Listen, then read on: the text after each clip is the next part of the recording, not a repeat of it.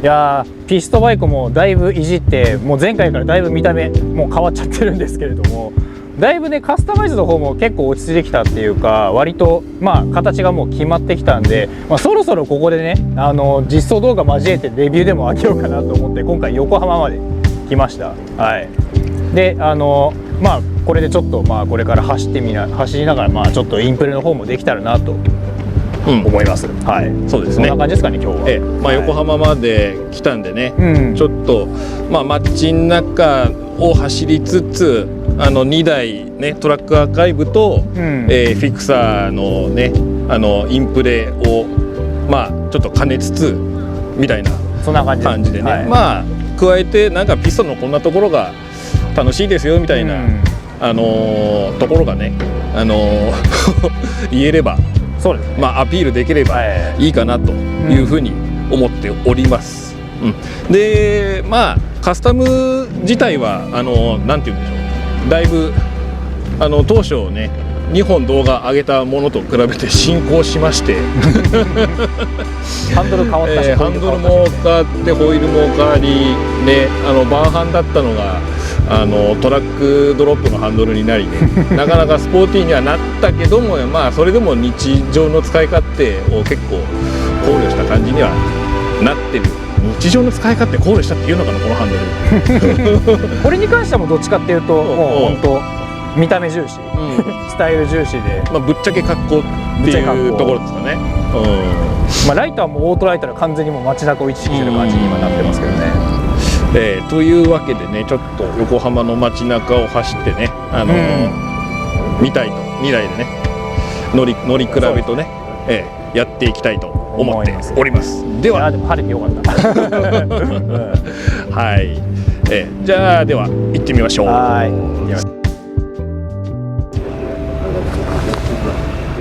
結構なんだろう、まだそのレトロな部分が結構残ってるっていうか、使われてる規格とかもオクタリングとかいまだに使われてるし、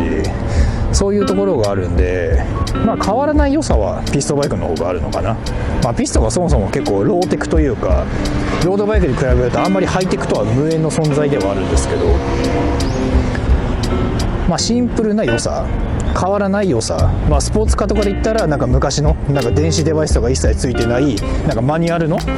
なんかただ走るだけで楽しいみたいな、そういう車の良さがピストバイクにはあるなって僕は思いますね。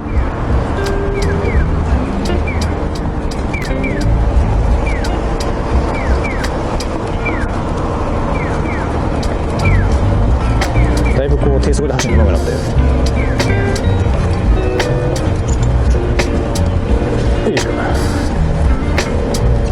だいぶ喋ったけどねネタ的にはまだまだ全然もうレビューをひたすら上げてるけど、ちょっと車と人が多くてなかなか前向けれないね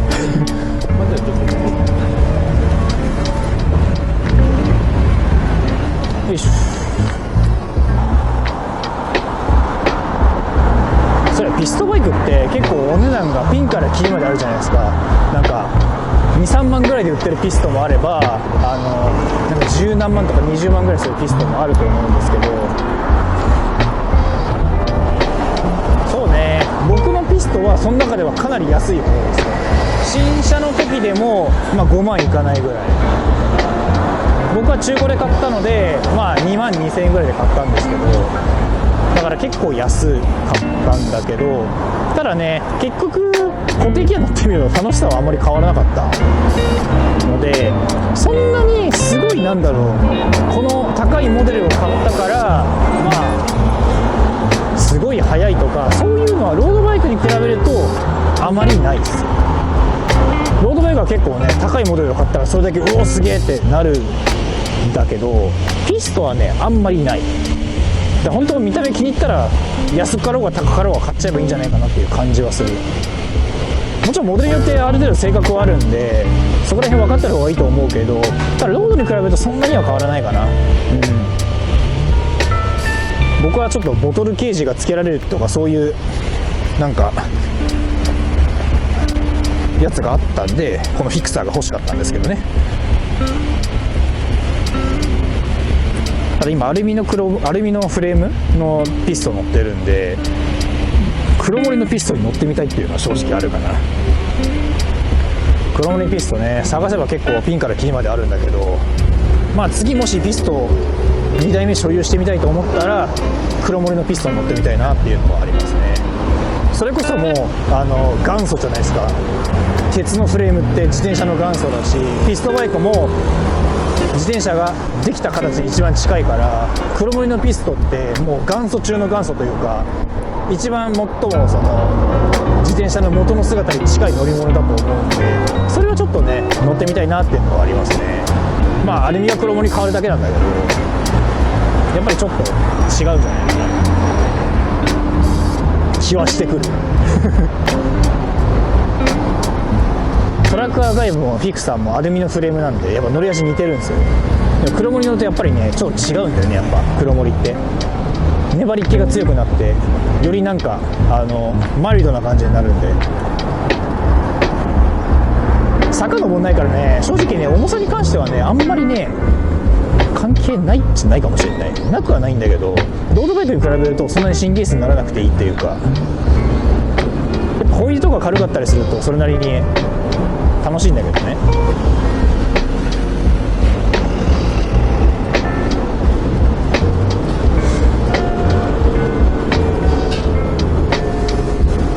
だからそういう意味ではいまだに競技用の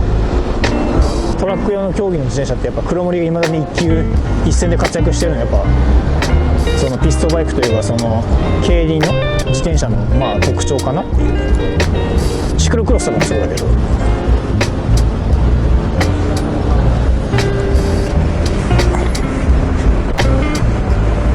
ロードレースの世界だともう黒森なんてもうどっちかっていうと嗜好品というかレース用の機材ではなかったりするんですけど、まあ、シクロクロスとその競輪ぐらいかもう黒森が残ってるのって言ったら、競輪選手ね力が強すぎてね黒森じゃないとね機材がね壊れちゃうからね、そういう側面もあったりするから、いまだに鉄のパーツとかハンドルとかも黒森だったりとかフレームも黒森だったりするんですけど、ロードバイクはねもう長距離走に近いんで、いかにそのペース配分考えながらなるべく楽をしながらゴールするとか、そういう競技になってくるけど、競輪って本当瞬発力だからもうものすごい力がかかるっていうのがあるんで、やっぱ機材もどっちかっていうと信頼性とか頑丈さを重視するようなそういう設計になるんで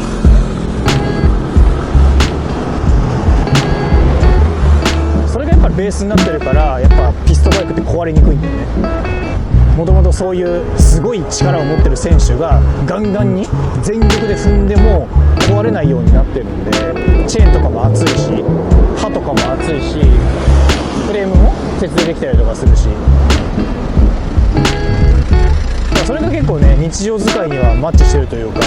やっぱり頑丈にできてるからそれなりに壊れづらいっていうのはありますよね。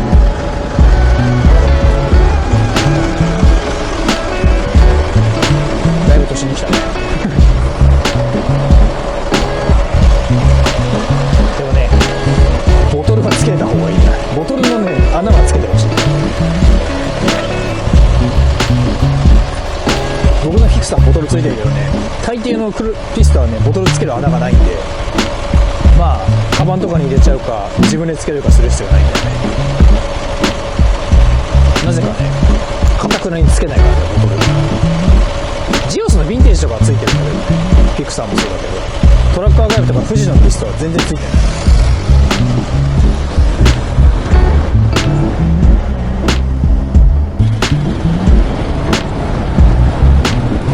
実はねこのピスト買った時こいつ元々のギア比って前が確か44とか46がカタログスペックだったんですけど、前の持ち主が48に変えてたんですよ。僕それ知らなくて46に上げようと思ったら実は46にしたらギアがもし減ってたっていうね、そういうことがあったんで、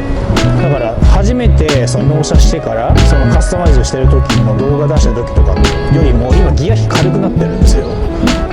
だからより街乗り向けのギア比になってる。だから余計扱いやすいんだよね。やっぱね前50とかつけるとねほぼね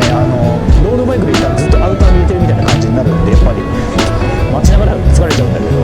まあ、46ぐらいだと後ろが 17T なんで結構軽いね、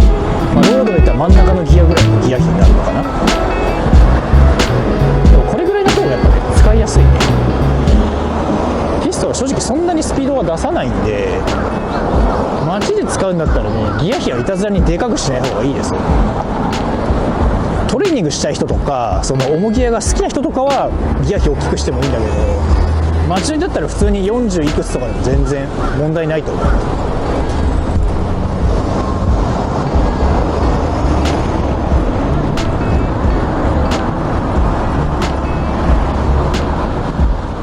なんだろう、まあいいや。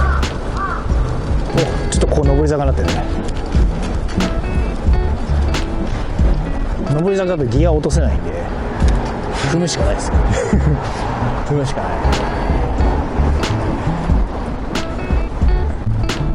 でもなんとかなるよピストラも。そうミニベロもそうじゃん。ミニベロとかさ、小径車もさ、最初乗るときはさタイヤちっちゃいからすごいこがなきゃいけないのかなとか思うじゃん。でもね乗ってみるとね、あ、意外と走れるんだって感じでね、結構ねどこまでもどこまでも行っちゃう人結構いるでしょ。ピストも同じ。小径車にはまる人もピストにはまる人もみんな最初はね怖いんだよみんな。でも乗ってみると意外と走れちゃうから、それどんどんはまってくっていう。僕も最初ピスト乗る時そうだったの。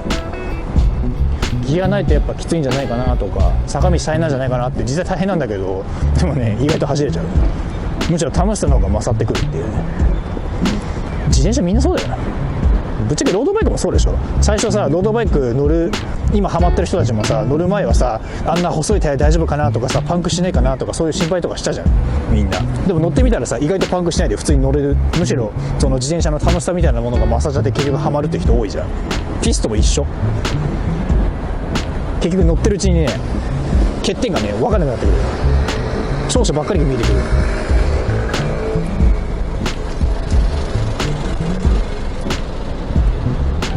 だからピストに二の足を踏んでる皆さんも、まあ機会があれば、まあ、乗ってみたら多分楽しさが分かると思う。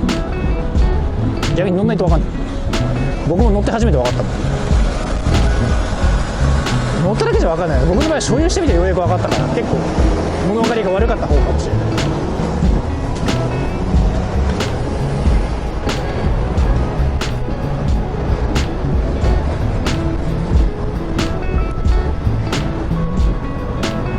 僕の友達須藤さんっていう方がいるんですけど、その人に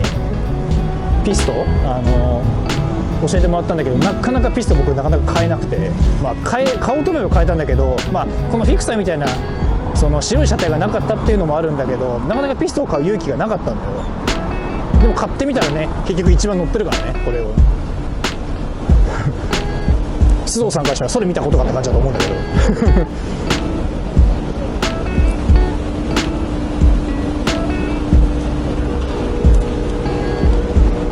そんな感じですね。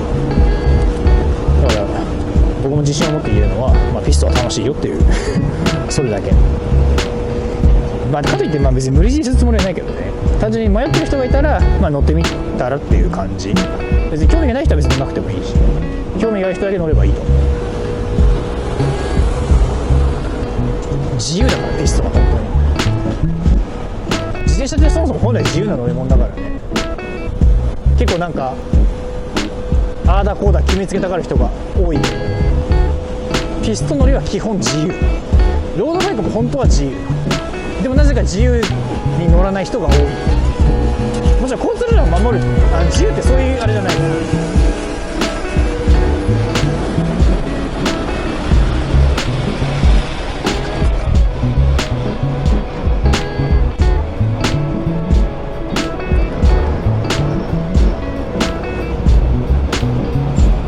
歩行者にしてもねえんだ面白いね。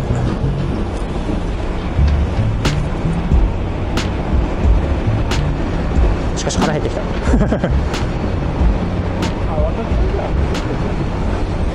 っち行ください。